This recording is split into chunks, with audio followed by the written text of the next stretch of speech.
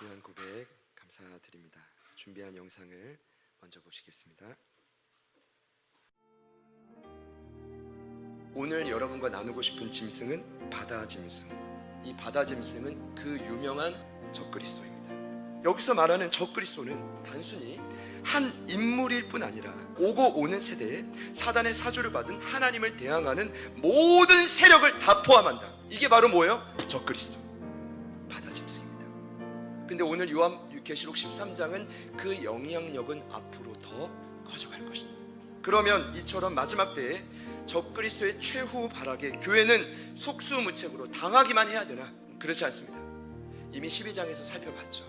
우리에게 이 모든 핍박을 견디고 승리할 수 있는 원리를 가르쳐 주었습니다. 첫 번째는 하나님이 예비하신 광야에서 양육을 통해 더욱 단단해져라. 두 번째는 어린 양의 피, 예수님이 증언한 그 말씀의 핵심으로 싸워 이겨라. 그리고 세 번째는 땅이 갈라져서 우리를 괴롭히는, 입에서 토해낸 강물을 삼키는 역사가 반드시 일어나야 됩니다. 또 하나 기억해야 될 것은 이 같은 승리가 언제나 반복되진 않는다는 거예요. 날마다 어린 양의 피가 있으면 좋겠죠.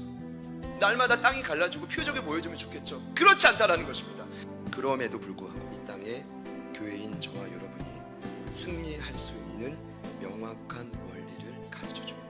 그 원리의 시작은 고난의 기간이 정해져 있다. 무슨 말입니까? 고난에는 반드시 끝이 있다. 끝이 나면 어떤 일이 일어납니까? 예수님이 모신다. 최후 심판하신다. 중요한 건 이 마지막 승리의 순간을 우리는 어떻게 기다릴 것인가? 두 가지.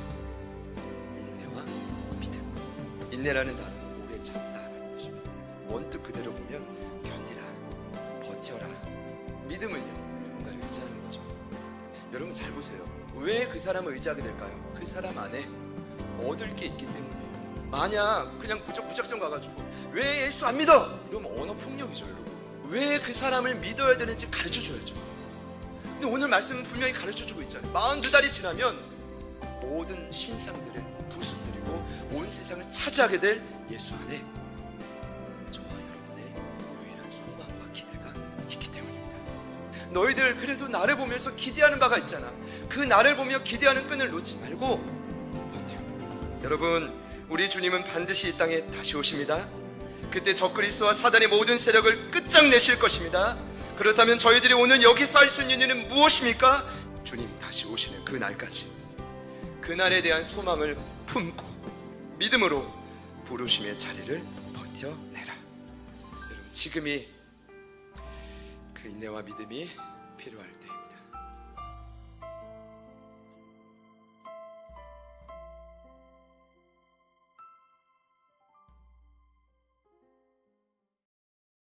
인내라는 단어는 견디라, 두 발을 버티고 서서 기다리라, 이런 뜻입니다. 저희들의 인생에 적용하자면 물 흐르듯 흘러가는 시간을 잘 살아내라. 자연적으로 맞이하는 살아가는 모든 시간을, 그 평범한 시간을 살아내는 시간으로 바꿔가라.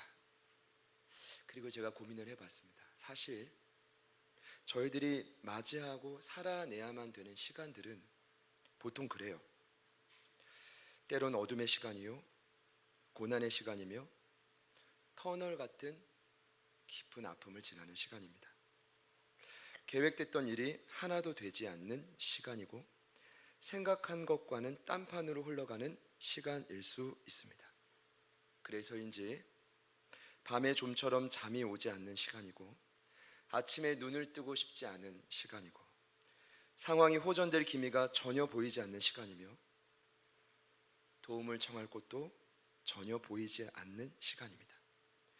그래서 그냥 주저앉을 수밖에 없는 시간이고 그래서 피할 수 없어 고스란히 겪어내야만 하는 시간. 여러분, 생각해 보면 인생에서 이런 시간을 경험하지 않는 분은 아무도 없을 겁니다. 그러나 현재 저희들은 그 어느 때보다 이 전염병과 자연재해라는 큰 위기 앞에서 더욱 무거운 짐과 고민을 안고 살아내가고 있습니다. 어떻게 살 수 있습니까? 성경은 말해줍니다. 인내, 버티고 견뎌라. 그럼 어떻게 인내합니까? 끝은 반드시 온다는 믿음. 그 믿음은 무엇입니까? 인생의 주관자 예수님께서 현재도 나와 함께 하지만 마지막 날에 사단과 모든 적그리스도 물리치신다는 믿음. 여러분, 이 믿음이 있으면 당장 가진 것이 없어도, 당장 붙들어는 주는 누군가 없어도 여러분은 버틸 수 있습니다. 자, 같이 한번 따라해 보시죠. 나는 버틸 수 있습니다. 이거를 그냥 외치면 아무런 의미가 없고 믿음 안에서 외치면 실제가 됩니다. 우리 한 번 더 해볼까요? 나는 버티고 견딜 수 있습니다. 지난주 사랑 인사입니다. 앞뒤 옆에 있는 분들께 한번 인사합시다. 조금 더 인내합시다. 같이 암송해 볼까요? 13장 10절. 사로잡힐 자는, 시작. 사로잡힐 자는 사로잡혀갈 것이요 칼에 죽을 자는 마땅히 칼에 죽을 것이니 성도들의 인내와 믿음이 여기 있느니라. 아멘. 이 말씀이 이미 에레미야서에 나와요. 근데 그때 너희들 죽을 거야, 사로잡혀갈 거야, 이거는 불순종에 대한 결과인데 오늘 요한계시록은 순종의 결과입니다. 순종했더니 고난이 오지만, 그래서 우리에게 지금 필요한 건 인내와 믿음입니다. 오늘 읽으신 본문은 또 하나의 짐승이 등장합니다. 13장에는 제가 두 짐승이 나온다고 했는데 지난주에는 바다 짐승, 누구였죠? 예수님 흉내내고 수천 년간 하나님 대항하고 교회를 핍박했던 적그리스도입니다. 이 적그리스도는 한 인물일 뿐 아니라 오고 오는 세대에 하나님을 대항하는 모든 사상을 다 포함한다 말씀드렸습니다. 그런데 엎친 데 덮친 격으로 오늘 땅에서 올라온 짐승이 또 나옵니다. 이들의 존재 목적을 먼저 말씀드릴게요. 그들의 사명은 단 한 가지입니다. 앞서 소개한 적그리스도가 이 땅의 모든 사람들의 우상이 되는 것을 돕는 역할입니다. 여러분, 지난주에 살펴본 적그리스도의 존재 이유는 분명합니다. 자신이 활동할 수 있는 42달 동안 택함받은 교회, 그리고 아직 구원받지 못한, 이 말이 뭐죠? 아직 하늘의 생명책에 기록되지 못한 세상을 두 부류를 끝없이 미혹하는 것입니다. 그리고 그 미혹의 목적이 있어요. 잘 들어보세요. 미혹의 목적은 자신을 우상 삼아 경배하도록 만드는 것입니다. 세상 사람들이 정상적으로 보이지 않는 게 정상이에요. 예수님을 믿지 않는다면 확실합니다. 적그리스도를 우상 삼아 미쳐가고 있는 겁니다. 택함 받은 저희들도 그럴 수 있습니다. 여러분, 저는 이렇게 생각합니다. 이 우상에 대해서 자유로울 사람이 누가 있을까 또 고민해 봅니다. 다른 길은 없어요. 끝없이 성령의 조명 아래 내 안에 있는 깊이 뿌리 박힌 우상을 점검하지 않으면 누구나 다 이렇게 현혹될 수 있습니다. 제가 이제 오늘도 말씀드리겠지만 우상에 여러 정의가 있어요. 그런데 가장 중요한 특징이 있어요. 우상은 반드시 눈앞에 보이는 현상과 외모로 나타납니다. 왜 그러냐면 미혹은, 여러분 뭐라고 했죠? 진리의 반대길이라고 했습니다. 그럼 여러분, 이제 진리를 알면 미혹을 알고, 미혹을 알면 우상의 특징을 안다고요. 여러분, 제가 1세기 진리의 개념을 이전에 말씀드렸죠. 진리가 어떤 거죠? 보이는 현상이 아니라 어떤 현상 안에 있는 마음의 실체, 뿌리, 동기를 성경이 말하는 진리라고 합니다. 그럼 미혹은요? 보이는 현상과 외모죠. 그럼 미혹의 끝자락은, 우상은 뭐예요? 눈앞에 보이는 어떤 현상과 외모. 그것이 바로 아이돌이고 헬라어의 에이콘이라는 우상이라는 단어의 가장 중요한 특징입니다. 보이지 않는 것을 사람들은 따라가지 않습니다. 눈앞에 나를 현혹시키는 훌륭한 외모와 현상에 사람들은 반드시 끌려가게 되어 있습니다. 그런데 오늘 요한은 사단의 두 번째 하수인인 땅에서 올라온 짐승이, 바다 짐승인 적그리스도를 철저하게 이 세상에 우상 만드는 일을 돕게 한다. 오늘 말씀을 보면 이렇게 소개합니다. 그리고 그 앞에 얼마나 충성하는지 모릅니다. 얼마나 의리가 있는지, 얼마나 적그리스도에게 영광을 돌리는지 이 거짓 선지자들, 제가 미리 얘기해 버렸네요. 이 땅에서 올라온 짐승은 오늘날 누구냐 하면 종교를 악용한 거짓 선지자들입니다. 여러분, 저와 여러분이 그렇게 되지 않기를 소망합니다. 제가, 여러분 아멘 해주세요. 제가 그렇게 되지 않기를 소망합니다. 제가 그렇게 되면 여러분 끝장입니다. 우린 다 거짓 선지자가 돼서 적그리스도에 부합해서 우상만한 일에 쓰임 받다가 다 지옥 가는 거예요. 그렇게 되지 않기를 소망합니다. 그래서 오늘 요한이 마지막 때 이미 사실 존재하고 있지만 이 거짓 선지자들, 땅에서 올라온 짐승이 어떤 특성이 있는지를 아주 구체적으로 단계별로 소개합니다. 11절에 보면 이렇게 말하죠. 어린 양같이 두 뿔이 있고 용처럼 말한다. 일단 용은 사단입니다. 본질은 사단에 속해 있는데 외모는 뭐와 같대요? 땅에서 딱 올라왔는데 뭐와 같대요? 어린 양같이 두 뿔이 있대요. 여기서 말하는 어린 양은 예수님입니다. 그러니까 외모는 끝내줘요. 외모는 어느 것 하나 손볼 게 없어요. 근데 속은 용과 같이 생각하고 말하고 있다는 거예요. 저는 약간 거짓 선지자가 될 수는 겸손하게 말하면 없다라고 생각합니다. 외모가 저거 뭐 끝내주진 않지 않습니까?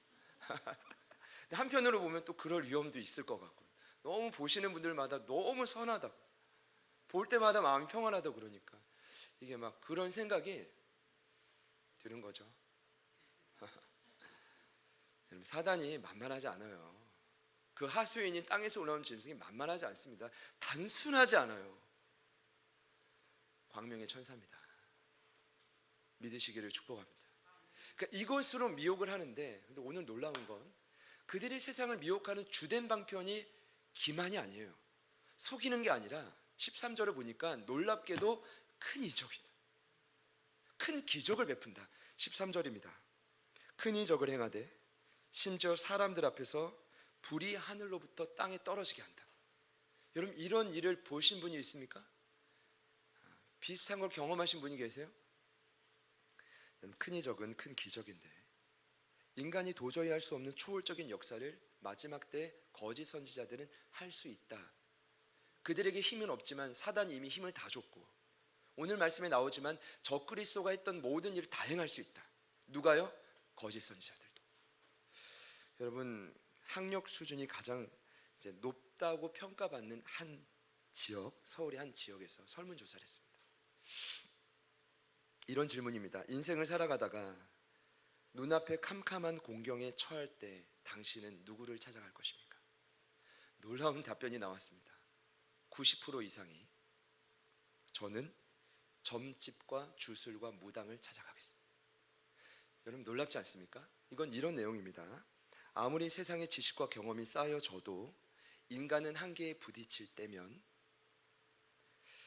초월적인 역사를 기대하는 바람이 있다는 것입니다. 누구나 다. 오늘날 제가 생각할 때 이 거짓 선지자들은 쉽게 말하면 이단들인데, 가장 쉽게 보면 그들이 존재할 수 있는 이유가 여기에 있습니다. 여러분, 지금도 자칭 재림예수 메시아라고 말하는 유명 이단 교주들이 30명이 대한민국에 넘습니다. 유명한 사람만. 문선명 통일교 교주죠. 아버지 하나님, 어머니 하나님도 섬겨야 된다. 굉장한 획을 그었죠. 그렇죠? 그래서 이제 빚을 갚지 못해 나오는 그 예배당들을 가장 많이 금매로 수입하는, 그래서 십자가를 바로 떼버리는 단체가 어디죠? 하나님의 교회. 여러분, 인터넷에 하나님의 교회 치면 하나님의 교회 가도 됩니까? 라는 질문이 나와요. 그럼 거기에 엄청난 홍보 댓글이 쫙 달려 있습니다. 모든 질문에 다 달려 있습니다. 그 질문에 이런 생각을 한번 해봤어요. 제자들 교회를 가도 될까요? 저희들 벌떼처럼 달려들고 댓글을 달아야 되는, 제 생각은 그 일을 누가 하고 있다고요? 하나님의 교회 성도들. 동일한 답변이에요. 너무 좋다, 너무 깨끗하다, 너무 훌륭하다, 뭐 그런 내용. 그뿐 아니라 스스로 성령 하나님이라고 소개하는 신천지 이만희입니다. 이 구속됐잖아요. 제가 볼 때는 이분이 이제 뭐 늙어서 약해지지 않아요. 제가 볼 때 입이 살아있는 한, 사단도 마찬가지거든요. 끝없이 유혹하고 미혹합니다. 그럼 저는요, 그들이 성경을 제대로 가르치기 때문에 오늘날 사람들이 미혹된다고 저는 생각하지 않습니다. 말도 안 되는 주장입니다. 그런데 왜 미혹되고 넘어갑니까? 그들 안에 큰 이적들이 나타납니다. 제가 한번 군대에 있을 때 10개월 동안 신흥 종교에 빠졌던 적이 있습니다. 신흥 종교. 유명 이단도 아닙니다. 지금 있는지도 모르겠지만 그때 제가 확실히 여러분께 말씀드릴 수 있는 건 초월적인 역사를 그 단체에서 전 경험했단 말입니다. 그래서 거기서 빠져나올 때 디모데후서 4장 말씀이 아니었다면, 혼인을 금하고 식물을 폐하라는 그 말씀이 저에게 주시지 않았다면 저는 벗어나지 못했을 거다. 왜냐하면 두려워요. 그 역사를 맛봤기 때문에, 초월적인 경험했기 때문에 두렵단 말입니다. 마지막 때 그 교주 부하가 저에게 뭐라니, 마지막 때에 김경환 너 어떻게 할 거냐고. 저 무섭더라고요. 미친 소리인데 거기에 두려워요.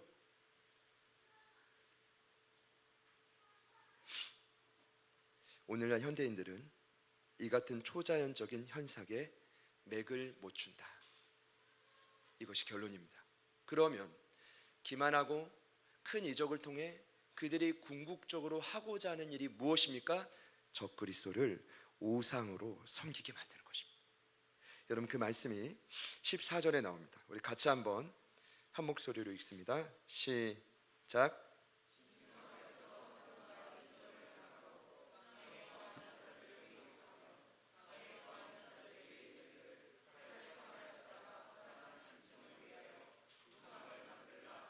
잘 보면 제가 말씀드린 그 내용입니다. 거짓 선지자의 유일한 삶의 사명은 앞서 나온 바다 짐승을 우상화시키는 겁니다. 근데 제가 좀 말씀 묵상하다가 신기한 건, 이해가 안 되는 건, 바다 짐승이라고 하면 되지 여기 보면 칼에 상하였다가 살아난 짐승이라고 소개합니다. 그럼 도대체 칼에 상하였다가 살아난 짐승은 누구냐? 이 질문이 들겠죠, 여러분. 드시죠? 네. 드신다고 해주시는 거죠? 1세기를 보면 독자들과 요한은 단번에 압니다. 이 사람이 누군지. 그리스도를 인들을 처음으로 받게 했던 로마 황제 누굴까요? 네로입니다. 그럼 그가 사도 바울과 베드로 다 죽였죠. 미친 사람이었죠. 근데 왜 네로가 칼에 상하였다가 살아난 사람이냐? 여러분, 그 당시 1세기 풍문에 의하면 네로가 죽었는데, 그가 죽었음에도 불구하고 전쟁에 뛰어난 C자로 시작하는 한 민족을 끌어당겨서 로마를 다시 쳐들어올 것이다 라는 풍문이 있었답니다. 그러니까 봐요, 얼마나 살아있을 때 그 네로가 막강하고 포악하고 위협적이었으면 그토록 그가 죽었음에도 불구하고 그의 전설이 로마에 뛰놀고 두려워했는가. 12절에 보면 곧 죽게 되었던 상처가 나은 자, 누구를 의미해요? 네로를 의미합니다. 그럼 여러분, 이런 거예요. 1세기 당시에 거짓 선지자들은 누굽니까? 종교 지도자들, 제사장들이 했던 일이 뭘까요? 요거 설명하려고요. 그들이 했던 일은 우상을 만드는 건데, 죽은 네로의 형상을 따라 우상을 만듭니다. 그리고 그들은 그 앞에 사람들을 다 경배하게 만들고, 만약 그 우상 앞에 절하지 않는 자들에게는 불이익을 주고 마지막에는 죽입니다. 15절을 보시죠. 그들이 이런 일을 합니다. 그들은 우상을 제작할 뿐 아니라 사단에게 힘을 받아 우상에게 뭘 줘요? 생기를 주고. 제가 이 해석은 어떻게 해야 될지 모르겠지만 이런 거예요. 우상을 만들고 영적인 파워를 준다는 거죠. 나름에게 사단에게 기도하겠죠. 하나님, 이 우상에게 힘을 주십시오. 사람들이 이 우상만 보면 절할 수 있도록, 꿈뻑 죽을 수 있도록, 그리고 그 우상에게 말하게 하고, 결국 그 우상의 말에 굴복하지 않는 그 수는 몇이든지 다 죽이는 것이 그들의 사명입니다. 여러분, 안타깝지만 앞으로 이 땅에는 그런 일이 죄송합니다. 좀 긴장을 하다 보니까 제가 그 똑같은 일이 동일하게 펼쳐질 것입니다. 그리고 할렐루야인가요? 그리고 2000년 전에 1세기에는 이미 동일하게 이루어졌습니다. 제가 이번에 계시록 말씀을 묵상하면서 확실히 알았습니다. 로마라는 나라는 다니엘서 7장에 약속된 것처럼 모습으로 표현할 수 없는 무시무시한 짐승인데, 이 세대에 오고 가는 세대에 아마 가장 강력한 적그리스도 국가였을 겁니다. 그러니 그 로마의 역사를 보면 황제들이 미쳤어요. 끝없이 자기 자신을 우상화시킵니다. 여러분, 그 첫 번째 시작이 아우구스투스입니다. 기원전 27년에. 그런데 여러분, 정확하게 그 황제 이후에 60명의 왕이 대를 이어 나타나요. 근데 그 60명의 왕 중에 다 황제에 등극을 했는데 60명 중에 무려 36명이나 황제의 등극에 만족하지 못하고 자신을 신이라 부르라고 합니다. 이게 신격화 작업이에요. 몇 명이라고요? 36, 절반 이상이죠. 근데 더 놀라운 건 36명 중에 3명이 살아있을 때 신이라 칭함받기를 원합니다. 여러분, 이거 중요한데 보통 신격화 작업은 사후에 진행됩니다. 죽은 다음에. 그렇잖아요. 내가 살아있는데 나를 왕이라 그리고 신이라고 부르지는 않거든요. 그런데 유일하게 3명, 3대 황제 칼리굴라, 5대 황제 네로, 그 다음에 11대 황제, 오늘 요한이 이 글을 쓰고 있는 그 당시 황제 도미티안, 그리고 3사람은 살아있을 때 신이 될 뿐만 아니라 어떻게 했냐, 자신의 가족들 27명을 도합 신으로 만들어 버립니다. 왜 그랬을까요? 이 땅에서 부와 권력을 포기하고 싶지 않았던 것입니다. 그 중심에는 뭐가 있었을까요? 돈입니다. 만mon이죠. 여러분, 제가 이제 가장 가까운 곳에 이웃 나라 민족인 북한, 김일성, 김정일, 김정은 3대 세습 독재가 이루어집니다. 평양 한복판에 김일성, 김정일 동상이 거대하게 있습니다. 여러분, 동일한 겁니다. 이 시대에도 동일하게 거짓 선지자들은 어떻게든 적그리스도를 우상화해서 거기에 매달리게 하는데, 그들의 마지막 전략을 제가 소개합니다. 마지막 전략은 이마와 오른손에 표를 받게 한다. 여러분, 말도 많고 탈도 많은 666, 제가 오늘 정확하게 말씀드릴 겁니다. 16절입니다. 그가 모든 자, 곧 작은 자나 큰 자나 부자나 가난한 자나 자유인이나 종들에게 그 오른손에나 이마에 표를 받게 한다. 여기서 중요한 건 이 표를 받게 하는 이유입니다. 이 표를 받게 하는 게 적그리스도에게 우상화시키는 작업에 어떤 도움이 있는가? 자, 일단은 1세기 자세히 보니 말씀을 보니까 두 부류가 나와요. 하나님 앞에 표를 받는 사람이 있고 사단에게 표를 받는 사람이 있다. 근데 하나님 앞에 표를 받는 사람은 어린 양의 피로 구원받은 자, 하나님의 인치심 받은 자라고 말하고, 사단에게 사주를 받은 짐승의 표를 받는 사람은 표를 받았다고 말해요. 제가 보니까 마지막 때는 두 부류밖에 남지 않아요. 어린 양을 따르든가 짐승을 따르든가, 중립은 없습니다. 중간은 없습니다. 두 부류 중에 하나를 선택하는 것이 믿음입니다. 자, 보시죠. 이 표를 받는다라는 건 누군가의 소유물이 된다는 거고, 보호를 받는다는 뜻입니다. 여기서 지금 짐승의 표를 받았다, 이거 어떤 전략이냐면 그냥 내가 보호해 줄게, 사단이 내가 너를 지켜줄게, 이런 의미가 아니라 목적이 있는데, 오늘 말씀을 보니까 짐승의 표를 받지 못하면, 그 숫자가 없으면 따라해 볼까요? 매매 활동 불가. 17절입니다. 누구든지 이 표를 가진 자 외에는 매매를 못하게 한다. 여러분, 이 말이 뭘까요? 경제활동을 불가하게 만든다는 것입니다. 그럼 결국 이 말이 뭘까요? 화폐를 소유해도 화폐의 소유를 쓰지 못하게 만든다는 거예요. 결국 이 말이 뭘까요? 매매의 가장 줄기와 시장은 뭘까요? 돈이요, 만몬이요, 물질이. 그러니까 결국 거짓 선지자들이 끝없이 그들에게 이적을 베풀고 기만하지만 결국 그들을 옥죄서 사단을 우상화시키고 섬기게 만들고 경배하게 만드는 가장 큰 힘이 뭐냐? 돈입니다. 이곳입니다. 여러분, 당시 1세기 유대교에서 기독교를 개종하려면 게토 문화에서 파토나죠. 경제활동이 불가했대요. 니고데모 아마 그랬을 겁니다. 예수님 그 무덤 장례식까지 쫓아가지 않습니까? 대단하지 않습니까? 그러니까 제가 좀 고민을 해봐요. 뭐냐 하면, 야, 이게 예수님 믿는 대가인가? 오늘 저희들이 생각하는 대가는 뭐죠? 예수 믿는다는 이유로 잘 돼야 되지 않습니까? 복 받아야 되지 않습니까? 더 좋고 편안한 삶을 살아야 되지 않습니까? 취업이 잘 돼야 되지 않습니까? 지혜를 더 받아야 되지 않습니까? 저희들 보통 보면 예수님이 그걸 기대하지 않습니까? 그런데 오늘 말씀을 보면 계시록은 정반대요. 예수 믿는 대가로 모든 경제 활동이 불가할 때 너희들은 예수를 끝까지 따라갈 수 있느냐? 저는 오늘 이 질문을 성령님으로부터 받았어요. 받았다고요. 저는 여러분에게도 동일한 질문을 주님이 오늘 하신다라고 믿습니다. 만약 예수 믿는데 너 물질 다 포기할 수 있냐? 여러분 따라갈 수 있습니까? 왜 네로 황제 때 그리스도인들이, 초대교회 성도들이 물론 생존을 위해서도 그랬지만 왜 땅굴을 파고 카타콤을 만들었죠? 신앙 유지 아닙니까? 거기서 빛을 보지 못하고 태어나서 한 번도 보지 못하고 죽은 사람도 있고, 제대로 먹지 못해서 평균 신장이 130cm 이하였고, 그리고 통풍이 잘 안 돼요. 전염병이 한 번 나면 확 퍼집니다. 한센병 있죠. 문둥병자가 그렇게 많았대요. 카타콤에. 그럼 손가락이 뚝뚝 떨어져 가는데 하나님 원망하지 않았을까? 근데 그들의 기록에 의하면 원망하지 않고 신앙을 유지했단 말입니다. 왜 그래요? 황제의 숭배를 거절한 대가란 말입니다. 그런데 이 시기가 이제는 다시 이 땅에 도래할 때가 왔다는 것입니다. 확신합니다. 반드시 동일하게 그런 일들이 일어나게 될 것입니다. 여기서 제가 한 가지 더 말씀드리면, 그럼 그 숫자 뭐냐? 목사님, 그 666 뭐예요? 그 수는 말도 많고 탈도 많은 수입니다. 여러분, 1차적으로 이 성경을 쓰고 있는 요한이나 이 글을 읽는 초대교회 성도들은 666 하면 단번에 누군지 압니다.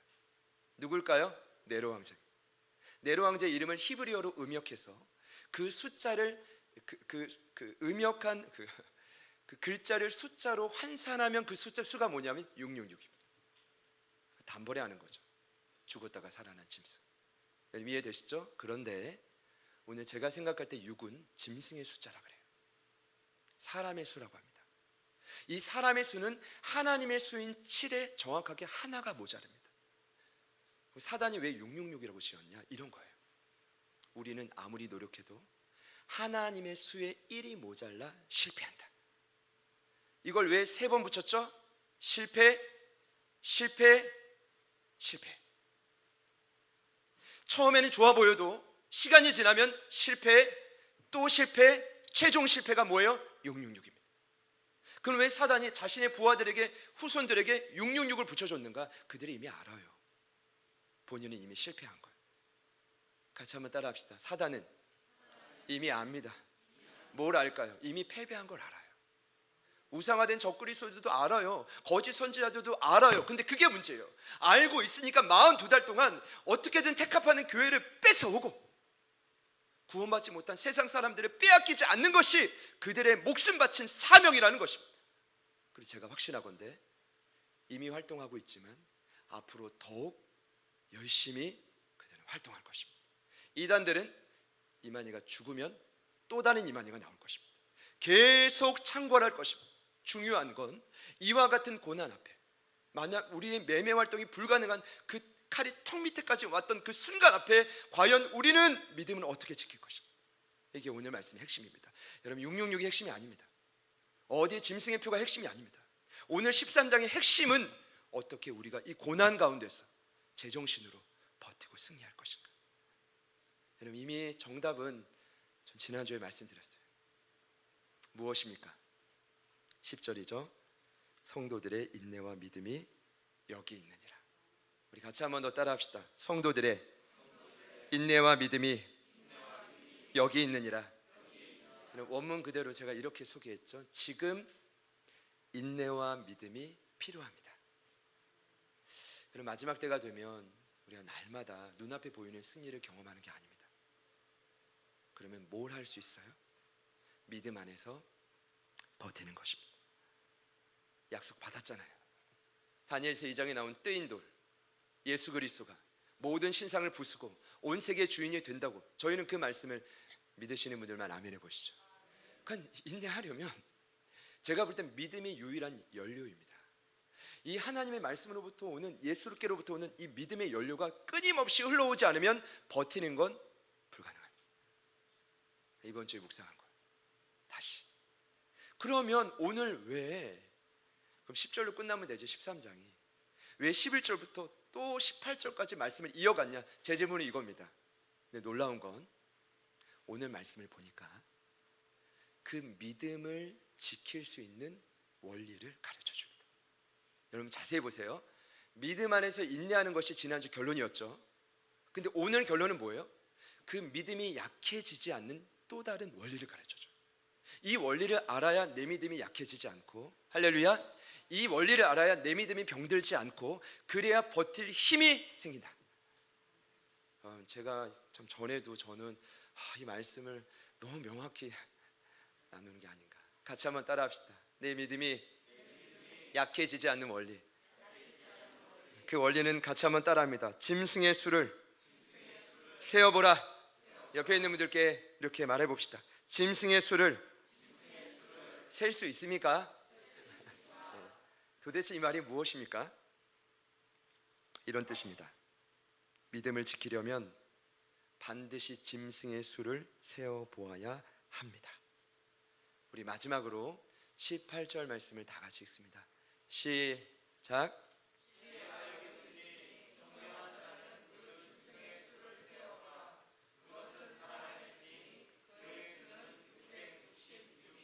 아멘. 같이요. 아멘. 여러분 저 깜짝 놀랐잖아요. 10절과 동일한 표현이 나오는데 지혜가 뭐래요? 여기 있으니. 이 말이 뭐죠? 지혜가 지금 필요합니다. 근데 그 지혜를 뭐라고 하죠? 총명이라고 말하죠. 그럼 이렇게 해석됩니다. 지금 총명이 필요합니다. 뭐 하려면요? 믿음이 약해지지 않으려면. 여러분 총명이 무엇입니까? 헬라어로 누스라는 단어, 지각이라는 뜻이고, 잘 보세요. 보이는 어떤 현상의 실체를 해석하는 능력을 의미합니다. 쉽게 말하면 분별력, 이해력을 의미하는 단어가 총명입니다. 자, 그러면 이런 뜻입니다. 총명한 자는 짐승의 수를 세어보아라. 이 뜻은 눈앞에 버젓이 드러나 활개치는 너의 수많은 우상들을 분별하라. 다시 한번요. 지각을 가지고 그 우상들을 밝혀내어 결국은 끌어내라. 그러면 네 믿음은 약해지지 않고 네 믿음은 강건해진다. 고로 해서 버틸 수 있다. 결론입니다. 분별하면 되는 거예요. 하나님, 분별하게끔 제가 기도할 테니까 도와주세요. 이러면 되는 거예요. 저도 그러면 되는 줄 알았어요. 그 말씀을 준비하는데 성령님이 아니야, 너 경환이 네 삶에 너 우상 뭔지 몰라? 갑자기 이러시는 거예요. 제 마음에 감동해. 제가 대답했죠. 저 우상 뭔지 알아요. 성도들도 마찬가지야. 우상을 분별 못해서 끊어내지 못하는 게 아니라 알고 있는데 끊어내지 못하는 거라고 성령님이 저에게 가르쳐 주시는 거예요. 그래서 제가 또 고민이 되기 시작했어요. 그럼 어떻게 해야 되죠? 여러분, 우상이 무엇입니까? 아까 말씀대로 진리의 반대예요. 어떤 눈앞에 보이는 현상이죠. 이걸 우리에게 적용하자면 우상이 무엇입니까? 하나님보다 더 사랑하는 무언가입니다. 하나님보다 더 무언가 관심을 갖고 있는 무언가는 싹 다 우상입니다. 그리고 결정적으로 오늘 거짓 선지자가 가르쳐 주잖아요. 땅에서 올라온 짐승이 가르쳐 주잖아요. 그 우상의 최종 목적지는 매매의 줄기와 시작인 물질이라고요.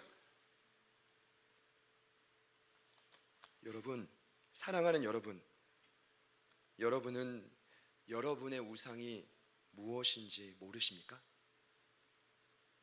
만약 이 질문 앞에 저희가 정직하게 대답을 못한다면 오늘 말씀은 아무런 소용이 없습니다. 다시요. 만약 알고 계신다면 그 우상은 무엇입니까?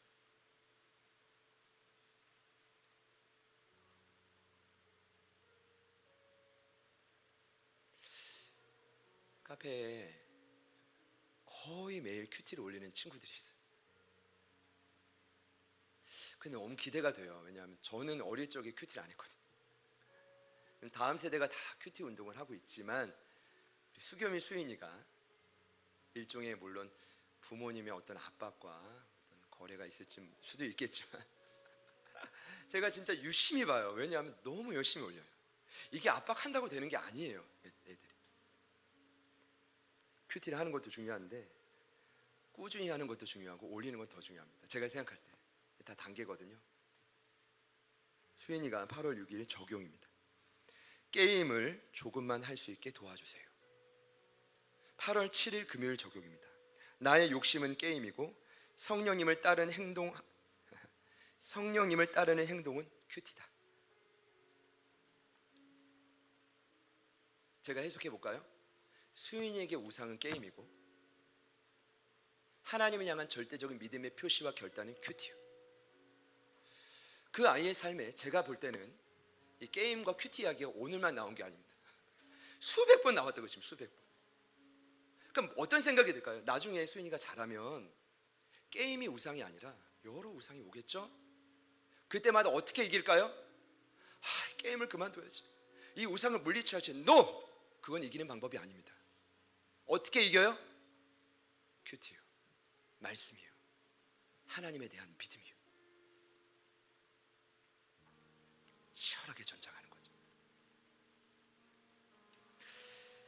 저는 나의 고아를 막론하고 제가 확신하는 건 이미 저희들은 우상이 뭔지 다 알고 있어요. 중요한 건 알고 있는 우상을 어떻게 끊어내서 내 믿음을 더 견고하게 지키느냐. 만약 오늘 요한이 초대교회 성도들에게 야 너희들 참 잘한다, 여러분 생각해 보세요. 아무런 효과가 나타나지 않습니다.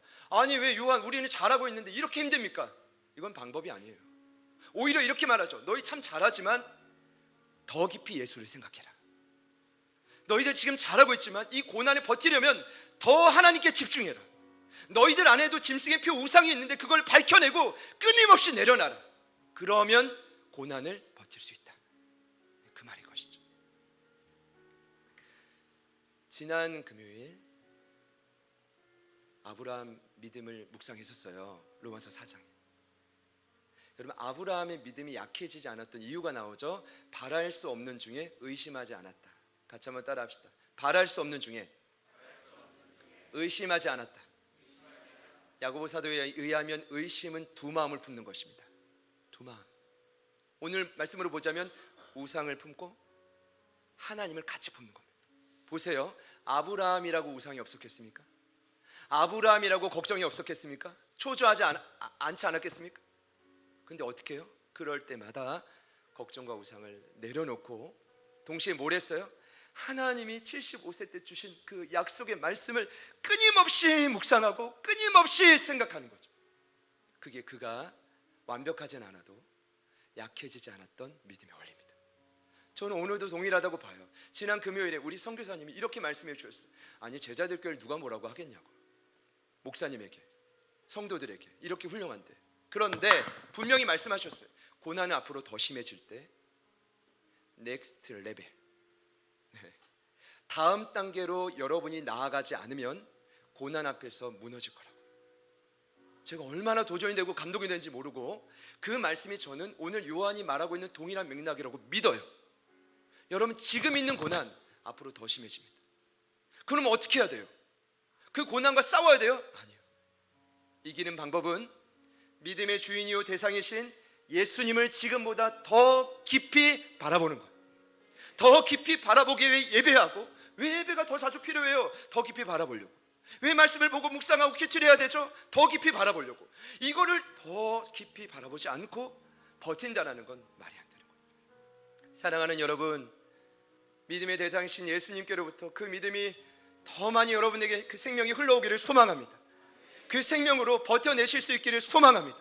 어제 말씀을 묵상하는데 잠언 기자도 말해요. 나를 사랑하는 자들이 나의 사랑을 입을 거고 나를 간절히 찾는 자가 나를 만날 거다. 여러분 평소처럼 찾지 말아요. 어떻게 해요? 간절히.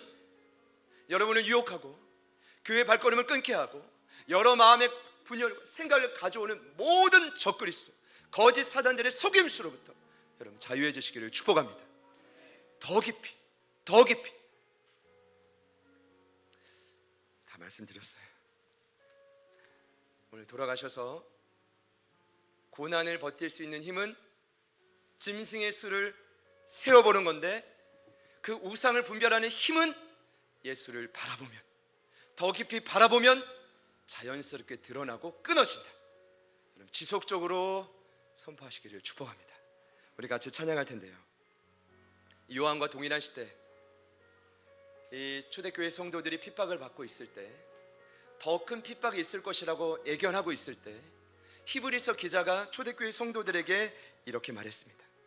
그러므로 함께 하늘의 부르심을 받은 거룩한 형제들아, 우리가 믿는 도리의 사도이시며 대제사장이신 예수를 깊이 생각하라.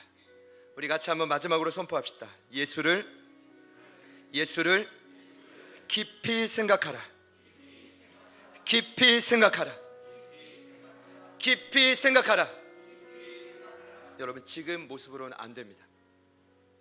변화의 물고가 오늘 저희 안에 일어나기를 소망하는 마음으로 같이 한번 찬양합시다.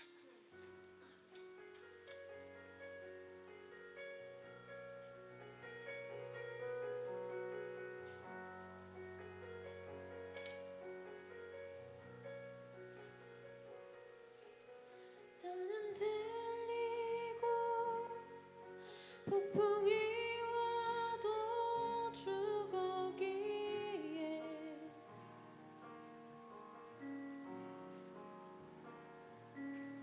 마지막 날에 날아오르리 주자비로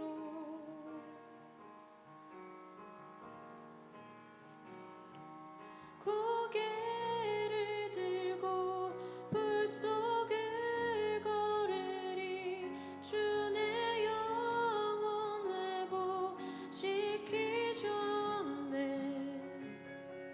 십자가 보리 실패는 사라져 영광의 은혜의 빛으로 내 인생의 고난이 다시 찾아온대도 나는 일어나리라. 주가 다스리네. 주 내게 그늘 아래 나의 영혼 쉬리라. 영원히 사랑하리. 주만 찬양하리. 세상 끝날에, 세상 끝날에 주님의 약속 붙들리라.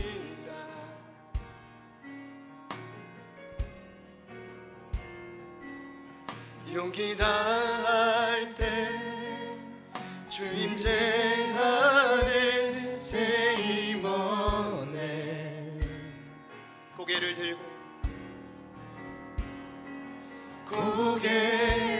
들고 불 속을 걸으리 주 내 영혼 회복시키셨네. 십자가 보리 실패는 사라져 영광의 은혜의 빛으로 내 인생의 고난이 다시 찾아온대도 나는 일어나리라.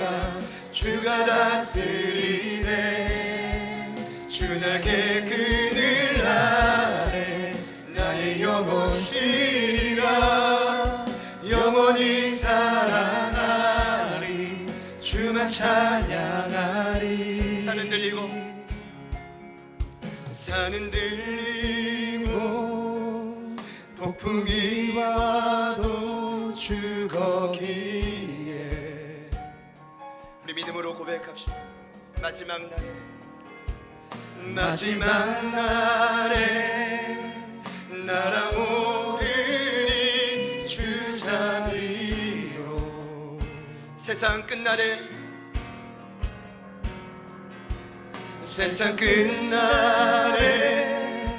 주님의 약속 붙들리라.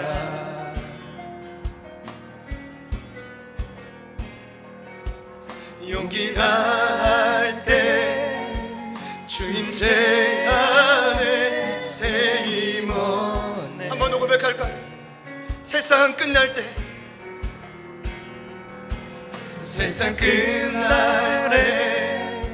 주님의 약속 붙들리라.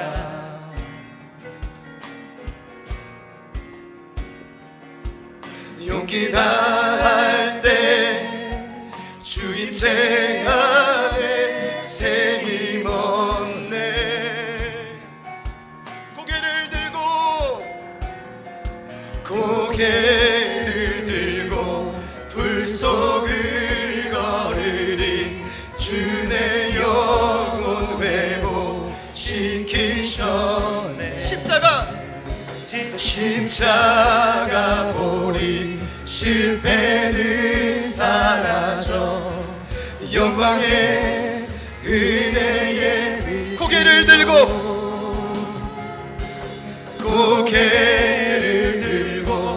불속을 걸으리 주의 영혼 회복시키셨네 십자가 보리 실패는 사라져 영광의 은혜의 빛으로 내 인생의 고난이 다시 찾아오네도 나는 일어나리라 주가 다스리네 주 날개 그늘 아래 나의 영혼 쉬리라 영원히 살아가리 주만 찬양하리 내 인생의 고난이 내 인생의 고난이 다시 찾아온대도 나는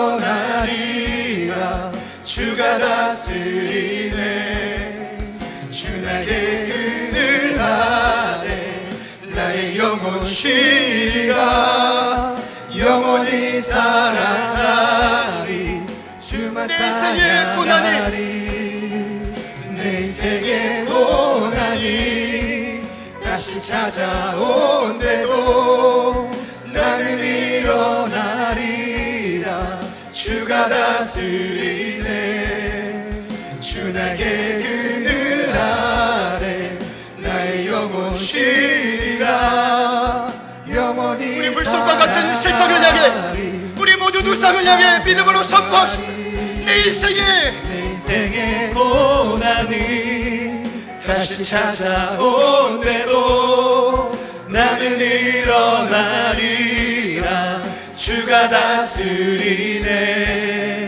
주 날개 그늘 아래 나의 영혼 쉬리라 우상이 아니라 오직 유일한 힘의 대상인 예수님만을 바라봅니다 내 인생의 고난이 다시 찾아온대도 나는 일어나리라 주가 다스리네 주 날개 그늘 아래 나의 영혼 쉬리라 영원히 살아가리 주만 찬양하리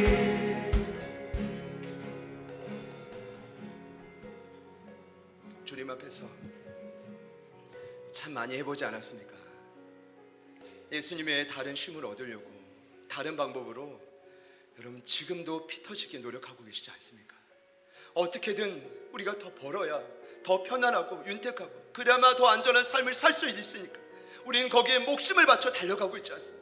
그러나 오늘 성경은 분명히 말합니다. 사단의 기만, 그 모든 근위적, 그들이 궁극적으로 붙들고 있는 이 매매의 줄기와 시작이 되는 만몬에 사로잡히지 말라는 것입니다. 그 모든 우상을 드러내고 오직 우리의 믿음의 유일한 대상 대신 예수님을 더 깊이 바라보라. 하나님을 더 깊이 생각하라. 여러분의 삶에서 구체적으로 결단하시기를 축복합니다. 오늘의 시간 결단하시지 않으면 동일한 삶이 반복될 뿐입니다. 주님, 우리의 결단을 받아 주십시오. 우리의 결단과 고백을 받아 주십시오. 예수님을 지금보다 더 깊이 생각하는 것이 우리의 유일한 힘이요 생명길임을 믿습니다. 이 시간 결단하는 마음으로 우리 다 같이 주님 이름 부르시고 기도합니다. 주여, 주님,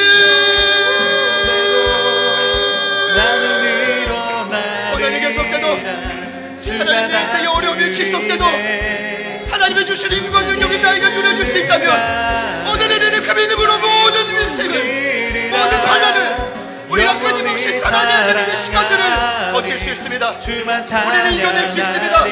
하나님 모든 위기와 한계 앞에서 두려워 떨고 있는 인생들이 있다면 예수의 다른 길이 없음을 깨닫게 하여 주십시오. 예수의 다른 방법이 없음을 깨닫게 하여 주십시오. 하나님 도와주십시오. 하나님 그 은혜 참는 방법과 유일한 길이 있음을 고백합니다. 우리의 믿음이 약해지지 않기를 바랍니다. 우리의 믿음이 더 이상 병들지 않기를 소망합니다. 하나님, 우리의 믿음이 더 이상 병들지 않기를 소망합니다. 영원히 하나님 아버지 도와주시고 사랑하리 하나님 아버지 주만 도와주시고 하나님 말씀하시는 그 능력 앞에 하나님 오늘 이 위로와 이 말씀 앞에서 우리가 헤쳐나갈 길을 발견하게 하여 주시면 감사합니다. 지금보다 더 깊이 지금보다 더 많이 지금보다 더 치열하게 우리가 살아가게 하여 주시고 살아가게 하여 주시고 인생을 버티는 그 힘은 우리 인생을 버티는 그 힘은 그걸 의지하지 않습니다. 인생을 버티는 그 힘은 천사부의 모든 우상이 있지 않습니다. 오늘 우리의 정신감을 살리고 하나님 몸도 육체를 고치고 하나님 모든 삶을 새롭게 할 그 힘은 오직 예수님 예수를 믿습니다. 예수님께로 가는 모든 길을 가로막고 있는 모든 어둠의 권세들 저 그리스도 거짓 선들의 모든 유혹은 예수님의 능력 앞에 모두 다 묶임받고 떠나갈지어다 떠나갈지어다. 성령께서 이 시간 역사하여 주시옵소서. 오직 예수 오직 날 오직 하나님을 바라볼 수 있는 우리가 되어지게 하여 주십시오. 주님 도와주십시오. 주님이라여 주십시오. 이미 실패했던 그 인생길을 따라가지 않게 하여 주십시오. 이미 실패했던 그 삶을 따라가지 않게 하여 주십시오. 하나님 아버지 도와주십시오. 하나님 아버지 하여 주십시오. 실패의 끝을 알고 있기에 하나님 우리가 다시 한번 되돌리게 하여 주십시오. 더 많이 예수 더 많이 하나님께 집중하며 나가는 야수가 되게 하여 주십시오. 하나님 도와주십시오. 하나님 도와주십시오. 영원히 사랑하리 우리는 끊임없이 따라볼 끓는 고난 앞에 우리가 예수를 더 깊이 있는 생각감으로 날아오르게 하여 주십시오. 날아오르게 하여 주십시오. 다시 한번 전진하게 하여 주십시오. 하나님 아버지의 결단하며 나아가게 하여 주십시오. 하나님 도와주십시오. 하나님 역사하십시오. 선녀님 도와주십시오. 선녀님 도와주십시오. 선녀님이라 우리가 살 선녀님밖에 없습니다. 우리가 다른 길이요 주여 도와주십시오. 영원히 사랑하리 아버지 도와주십시오. 주만 아버지라요 찬양하리 아버지 도와주십시오. 주님 도와주십시오. 주님 도와주십시오. 아버지 하나님 도와주십시오. 하나님의 길을 걸어가는 모든 자들에게 힘과 능력을 도와여 주시오. 아버지 하나님 역사하시기를 간구합니다. 하나님 그들이 힘들고 어렵고 좌절을 떨고 모든 현장에서 다시 한번 예수를 바라보니 하나님 실패는 다하시고 열마다 하나님 아버지의 살아오는 역사가 일어나게 하여 주시오. 하나님 도우시기를 간구 주님이 도우시기를 간구 우리 모든 생명과 능력 안에 다시 한번 회복되게 하시오. 예수의 다른 길이 없어. 예수의 다른 방법이 없어.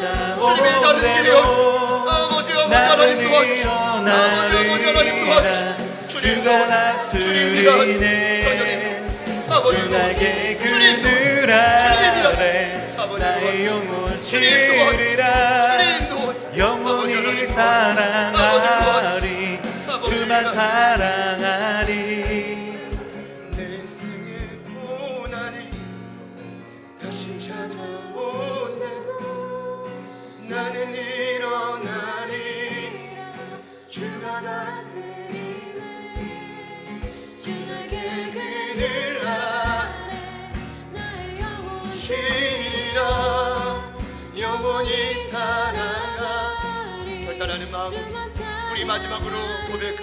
내 인생에 생의 고난이 다시 찾아온대도 나는 일어나리라 주가 다스리네 주 날개 그늘 아래 나의 영혼 쉬리라 영원히 사랑하리 주만 찬양하리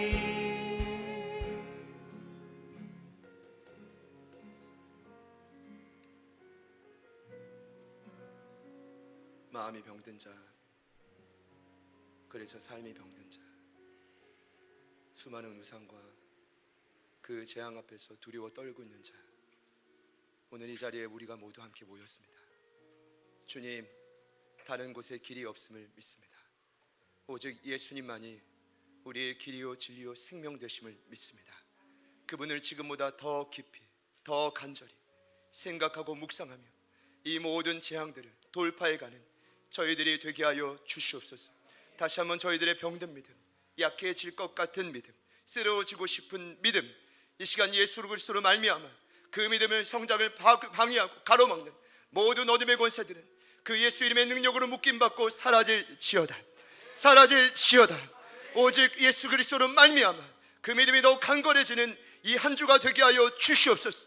그 믿음을 통해 주시는 그 생명력으로 말미암아 이 땅의 모든 고난을 버티고 견디는 우리 모두가 되게 하여 주십시오. 지혜가 필요합니다. 총명이 필요합니다. 눈앞에 보이는 짐승의 수를 세어볼 수 있는 분별력을 우리에게 허락하여 주시옵소서. 일하시는 주님을 찬양합니다. 우리 가운데 새 일을 행하신 그 예수의 이름을 찬양하며 예수님의 이름으로 간절히 기도드립니다.